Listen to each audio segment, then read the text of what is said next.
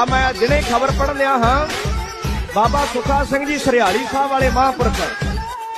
मोदी का 1600 करोड़ दे के गां गया 1600 करोड़ ना भावें एक पिंड दी ना मिट्टी चक्की जावे उधर जदों जाके वेखीदा इन्नी इन्नी खेत आ घरां दे विच आई है अद्धा इत्थों तक लत्त डुब जांदी खेत दे विच ते बाबा सुखा सिंह सरियाली साहब वाले महापुरखां ने आज ही ऐलान किया कहते 500 करोड़ साडे वल्लों गुरु नानक दे घर जिथे साडियां संप्रदावां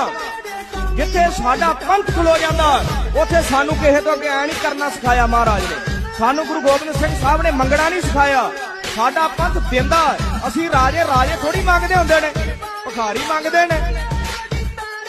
बन सरकारां ने थोड़ी बन्ने बन तां असीं आप बन्ने ने लंगर सरकारां थोड़ी लैके गईयां असीं आप लैके गए हैं जे 500 करोड़ बाबा सुखा सिंह सरियाली साहब वाले महापुरखां ने देना